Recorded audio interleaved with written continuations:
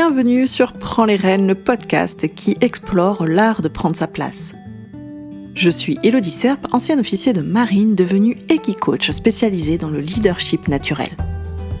Alliant expérience terrain et enseignement du cheval, j'accompagne aujourd'hui les professionnels et les particuliers à se sentir naturellement à leur place en développant des relations de qualité avec eux-mêmes et avec les autres. Alors si vous êtes à la recherche de pistes de réflexion, de retours d'expérience et d'outils concrets concernant l'affirmation de soi, la communication interpersonnelle ou encore l'esprit d'équipe, vous êtes au bon endroit. Nous explorerons ensemble des sujets inspirants pour développer une posture alignée et appréhender plus sereinement les challenges des relations humaines. Installez-vous confortablement et c'est parti pour l'épisode du jour. Bonjour à tous et bienvenue sur ce nouvel épisode du podcast Prends les rênes. Cet épisode 40 rentre dans la série des épisodes sur la thématique de la prise de décision. Les épisodes précédents, nous avons analysé, nous avons exploré plutôt ce qu'est la prise de décision dans sa globalité. Et dans cet épisode, nous avons pu voir qu'il y avait différentes étapes à la prise de décision. Parce que souvent dans la prise de décision, qu'est-ce qu'on y voit ? On y voit cette notion de choix. Et c'est pour ça d'ailleurs que c'est compliqué. Mais c'est pas seulement ça. Donc quand on pense choix, on pense trancher, on peut penser renoncer, on peut penser meilleur choix. Je vous invite d'ailleurs à vous poser la question, quand vous pensez à la notion de choix, ok, je dois choisir, tiens, qu'est-ce que je pense ? Qu'est-ce que je ressens à cette idée-là ? Éventuellement, qu'est-ce que je ressens dans mon corps ? Là, on est complètement dans le tête-cœur-corps qui est intéressant à aller explorer pour éviter de squeezer des informations qu'on a dans notre tête, mais aussi des informations extrêmement importantes qui se trouvent dans nos ressentis. Je le dis régulièrement, les informations sont tout aussi importantes qu'elles soient rationnelles ou émotionnelles. Donc oui, la notion de choix est compliquée, est un sujet qui revient régulièrement dans les accompagnements, et finalement, ce qui peut aider le choix, et donc aider la prise de décision, c'est tout le travail qu'il y a en amont. Le travail qu'on a exploré dans les 2 épisodes précédents. Donc là, c'est l'épisode 40, donc l'épisode 38 qui était en lien avec la notion de réception. C'est cette étape où on va récupérer un maximum d'informations. Pas toutes les informations, parce que c'est probablement utopiste de se dire « Ok, j'ai absolument toutes les informations en main ». Non, déjà on ne lit pas dans le futur, donc ça va être compliqué. Donc ok, un maximum d'informations, et on a bien vu que les informations, justement, sont autant de connaissances que de ressentis, que de faits, etc. Okay. Et après, ça passe par l'analyse. Donc ok, on a toutes ces informations-là, qu'est-ce qu'on en fait ? On va les classer, on va les ordonner, on va les faire passer à travers des filtres de raisonnement, on fait appel éventuellement à l'intelligence collective, etc. Ça, c'est l'épisode donc juste avant le 39. Toutes ces informations-là sont analysées, et à travers cette analyse-là, on a la situation présente, et puis on a la situation future. Dans la situation future, on voit ce qu'on souhaite obtenir comme situation, comme objectif. Ok, pour atteindre cet objectif-là, en partant de la situation présente, qu'est-ce qui s'offre à moi comme possibilité ? Et là, c'est les différentes solutions qui vont commencer à se lister. On n'a rarement qu'une seule solution. Si on n'avait qu'une seule solution, il n'y aurait pas de question de choix, et ça serait quand même beaucoup plus simple. Mais aussi, avoir plusieurs solutions et pouvoir faire un choix, moi je le vois aussi comme une certaine liberté, et aussi une occasion de mettre à profit toutes nos connaissances, notre intelligence, notre façon de voir les choses, notre ambition pour certains, etc., etc. Donc, différentes solutions. Et c'est là que le bas blesse, c'est ok, j'ai différentes solutions à ma disposition, devant moi, laquelle choisir ? Alors vous pouvez aller poser un cierge, faire une prière et demander à ce que une voix extérieure vous dise voilà, c'est cette solution-là. Malheureusement, c'est rarement le cas. Donc il va falloir prendre un petit peu son courage à deux mains et se dire ok, quelle solution je vais choisir. Pour certains, ça va être hyper simple. Pourquoi ? Parce que le travail en amont sera tellement j'allais dire bien réalisé, il sera tellement clair en fait que il n'y aura pas trop de doute. La solution va se présenter, la solution à choisir va se présenter d'elle-même. Et pourquoi? Parce que il y aura le bénéfice-risque, mais il y aura aussi autre chose. Et c'est là que j'aimerais un peu explorer, échanger avec vous aujourd'hui sur cet épisode-là. C'est pour peser les patates, donc c'est-à-dire peser les solutions les unes par rapport aux autres. J'ai pu constater qu'il y avait souvent deux écoles. On va parler du choix de la raison et le choix du cœur. Et ce que j'ai souvent constaté, c'est que le choix de la raison est mis en opposition au choix du cœur. C'est choix-raison versus choix du cœur. Alors que déjà, parfois, ne l'oublions pas, le choix de la raison est le même que le choix du cœur. Et ça, c'est quand même hyper sympa et beaucoup plus facile à vivre. Mais dans ma façon de voir les choses, et ce que le cheval aussi nous rappelle en permanence, c'est de retrouver l'équilibre entre la tête et le cœur. C'est pas l'un ou l'autre, c'est l'un et l'autre. Le choix de la raison, il a lieu d'être. On a besoin d'analyser de façon un peu neutre, voire froide pour si ça parle plus à quelqu'un, on va dire les pieds sur terre, assez solide, ok, bénéfice-risque, ok, cette solution-là, les bénéfices c'est ça, les risques c'est ça. Toujours attention, quand on est dans l'analyse, et donc là, dans le calcul des bénéfices-risques, on reste toujours en alerte sur notre état interne qui peut influencer notre façon d'évaluer les bénéfices et d'évaluer les risques.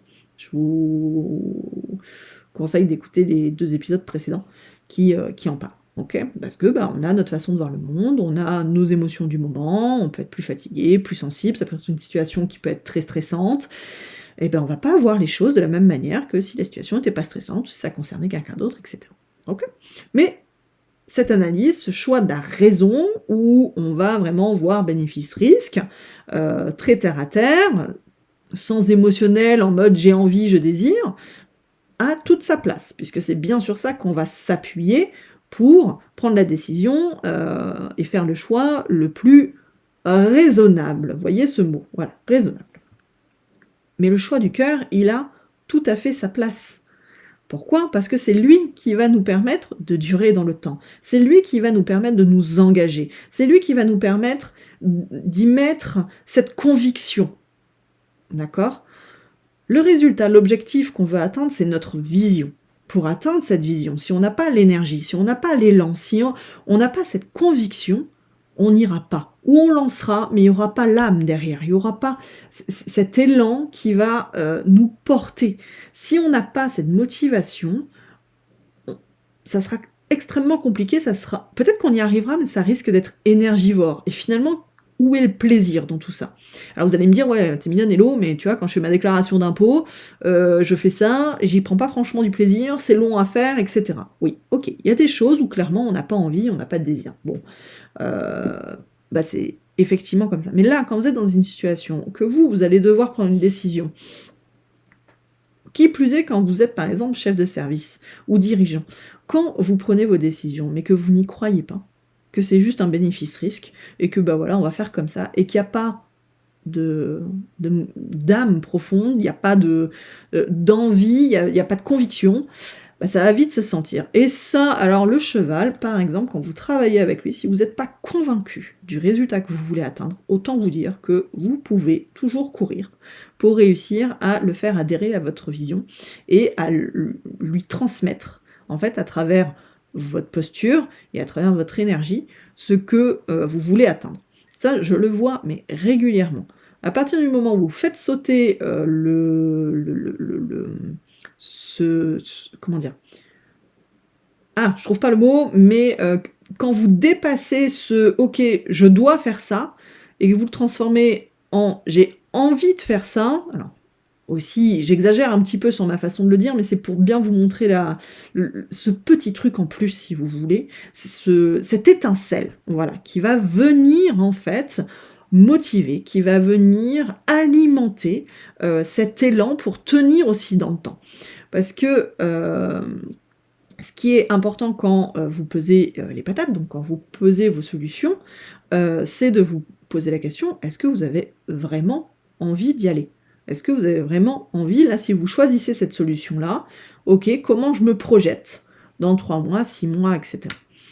Donc, par exemple, ok, vous faites votre analyse bénéfice-risque. Hein, ok, la solution A, elle a plus de bénéfices que de risques. La solution B, ok, un peu plus de risques, mais voilà, c'est des risques que j'accepte, c'est encore raisonnable.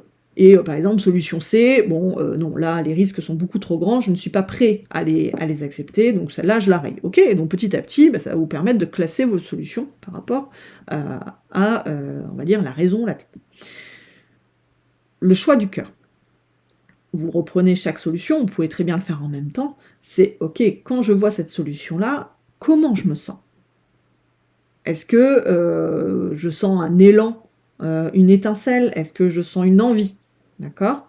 La solution B, alors la solution A, on va dire, ouais, putain, trop motivé, etc.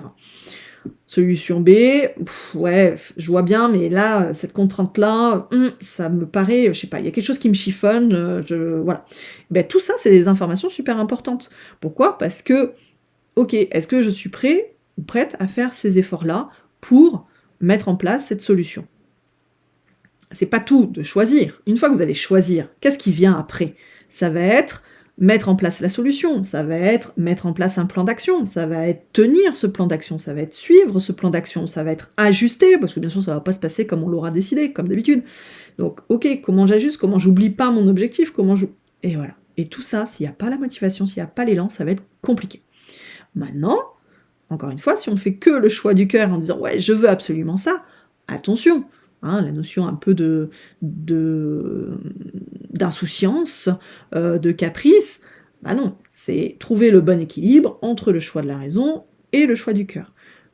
Mais c'est pas l'un ou l'autre, ça va être essayer d'équilibrer au maximum. L'un sert l'autre. Le choix de la raison va permettre à avoir quand même une solution réaliste, réalisable. Le choix du cœur va permettre d'alimenter le choix de la raison, va permettre d'alimenter la motivation pour tenir cette solution. Parce qu'il y a des choses qui vont pas être forcément très agréables à faire ou qui vont demander des efforts. Ça peut être très agréable, mais voilà, ça peut être un peu sportif. Enfin, voilà, je vous donne pas d'exemple concret sur un cas très particulier parce que comme ça vous parle de façon générale et vous prenez ce qu'il y a à prendre. Donc, les deux écoles, choix de la raison, choix du cœur, c'est pas versus, mais c'est plutôt équilibré. Et grâce à ça, vous allez pouvoir peser les patates, peser les différentes solutions, les unes par rapport aux autres. Et vous allez faire un choix en conscience. C'est surtout ça. Ça, je pense que c'est un mot que j'utilise aussi énormément, en conscience. Alors on l'entend aussi en long, large, en travers, avec plein d'idées, de façon plus ou moins ésotérique, etc. Alors moi, ça va être très terre à terre. C'est juste de savoir, en fait, comment on est en train de choisir. Et je choisis pas au hasard, en fait. Je choisis en conscience, je sais ce qui m'anime, je sais où je vais. Ok ? Une autre chose qui peut vous aider à aller un peu plus loin, en plus de, bien sûr, faire une analyse, on va dire, de la solution réalisable, et puis de voir la motivation et l'envie de le faire, pour aller un peu plus loin, vous pouvez, en tout cas c'est ce que je conseille régulièrement et c'est ce que je fais moi-même, c'est ok, cette solution-là, si je me projette, si je la visualise déjà en place, d'accord ? Ok, je vois l'objectif, j'imagine que j'ai atteint l'objectif, d'accord ? J'ai atteint l'objectif, je m'imagine dans la situation donc future que j'ai établie avant, et je me retourne sur le chemin parcouru. Okay ? En fait, ce chemin parcouru, c'est quoi ? C'est les différentes étapes pour arriver à la situation future. Les différentes étapes qui font partie de la solution. Les différentes étapes qui sont donc les étapes du plan d'action. Quand vous choisissez votre solution, en fait, ça va être le plan d'action à mettre en place derrière.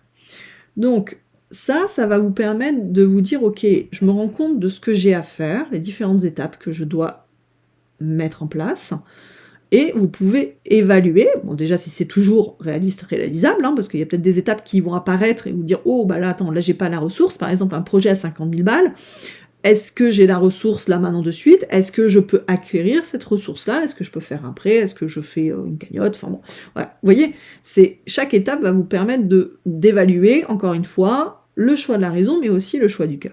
C'est-à-dire que, ok, du côté réaliste, réalisable, est-ce que c'est le cas? Oui, non, attention, oui, on fait attention qu'on ne soit pas trop optimiste, non, faire attention qu'on soit pas trop négatif et défaitiste, et de se dire ok, est-ce qu'il n'y a pas vraiment une solution pour quand même réussir, réaliste, réalisable, et bien sûr, est-ce que cette étape, je me sens de la vivre? Alors c'est pas juste la petite résistance, ah bah non je me sens pas de la vivre, non ça va être un peu compliqué, donc non je fais pas. Oui bon bah ok, à un moment c'est juste de savoir jusqu'à où vous êtes prêt à aller, être capable de sentir que l'énergie que vous allez mettre dans cette étape-là est possible pour vous, vous n'allez pas être en surcharge en fait. Vous êtes prêt, ok, à vous relever les manches et à y aller et à donner plus sur cette étape-là, mais il ne faut pas que ce soit toutes les étapes non plus, parce qu'à la fin, il faut pas non plus se brûler les ailes. Donc, trop s'écouter, de se dire, oh là là, non, ça va être un peu compliqué, non, ou ouais, c'est pas grave, je vais le faire, ça va passer, ça va passer. Vous voyez, c'est deux extrêmes différents. Encore une fois, c'est trouver l'équilibre. Oui, sur ça, je suis prêt à me relever les manches, je sais que ça va durer à peu près, je sais pas, on va dire 2 semaines. Ok, pendant 2 semaines, je serre les dents, ça va le faire, parce qu'après l'étape suivante, je sais que je vais pouvoir un peu plus me poser, etc., etc. D'accord ? C'est de visualiser ce chemin va permettre d'aller encore un peu plus loin sur la raison et le cœur. Ok, bénéfice-risque, réalisable, et ok, je me sens de le faire, je vois l'énergie que ça va me demander, je vais avoir la motivation pour y aller, parce que je sais que l'étape suivante, ça va le faire, ou parce que j'adore ce que je vais faire là, dans cette étape-là, etc., etc.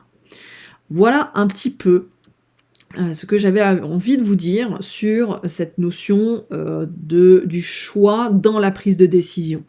D'accord ? Donc, on résume, déjà, le travail en amont de réception et d'analyse est vraiment un pilier important qui va en fait faciliter un petit peu, voire beaucoup, le choix derrière, parce que vous aurez tous les éléments. Après, ça va être bien sûr de peser les patates, de peser les différentes solutions. Et le conseil phare de cet épisode, c'est de ne pas opposer le choix de la raison au choix du cœur, c'est plutôt de les faire travailler ensemble pour avoir une solution la plus adaptée, d'accord, à la situation. Voilà. Après, c'est la projection et la visualisation pour aller plus loin dans le détail de cette solution, on va dire la solution A, et de pouvoir établir les différentes étapes et le plan d'action pour atteindre l'objectif final, la situation future que vous souhaitez. Voilà. J'espère que cet épisode vous a plu, logiquement un peu plus court, un peu plus version live, parce que voilà, j'ai juste quelques notes, j'ai pas écrit tout le script cette fois-ci. J'avais envie de quelque chose d'un peu plus léger, pourtant sur une thématique assez chiadée et je sais qu'il peut poser beaucoup de problèmes. Moi, la première. Donc voilà, j'espère que ça vous a plu, que certains éléments ont fait tilt, en tout cas que ça vous aide à réfléchir sur cette notion-là. Et si vous voulez aller un peu plus loin, par exemple avec le cheval, ou mieux vous connaître justement pour être plus conscient, pour gagner en conscience justement, n'hésitez pas, j'ai plusieurs prestations qui pourraient correspondre à ça. Et j'en profite, vu qu'on est début décembre, il y a des cartes cadeaux de Noël qui sont revenues. Donc vous avez la carte cadeau individuelle, et puis pour les pros, vous pouvez me demander un devis, à savoir que je fais moins 10% sur l'ensemble des cartes cadeaux commandées quand vous êtes à partir de 10 cartes. 10 cartes cadeaux. Et pour les particuliers, vous avez une option en duo. Voilà, donc vous pouvez bien sûr prendre une carte cadeau pour une seule personne, quelqu'un d'autre, vous, comme vous voulez. Et si vous pensez que ça peut être un moment sympa à partager avec l'autre personne à qui vous voulez l'offrir, sachez que je fais moins 50% pour la deuxième personne. Voilà, donc n'hésitez pas, je vous mets les liens, sinon sur mon Insta, vous les trouverez. Voilà, donc sur ce, il me reste à vous souhaiter une très bonne journée ou une très bonne soirée, selon quand vous écoutez cet épisode. Et puis je vous dis à très vite pour le prochain épisode qui normalement sera toujours sur la prise de décision et on va être plus sur le suivi de projet, justement sur la mise en place du plan d'action qui aura été établi grâce à la visualisation. Allez, à bientôt, ciao! Nous voici à la fin de cet épisode. Un grand merci pour votre écoute. Envie de réagir au sujet du jour, de soutenir le podcast ou encore de ne pas rater les prochains épisodes? Je vous invite à vous abonner et à laisser 5 belles étoiles ou bien un commentaire sur Spotify ou Apple Podcast. De mon côté, il me reste à vous souhaiter une bonne journée ou une bonne soirée. À bientôt pour un prochain épisode.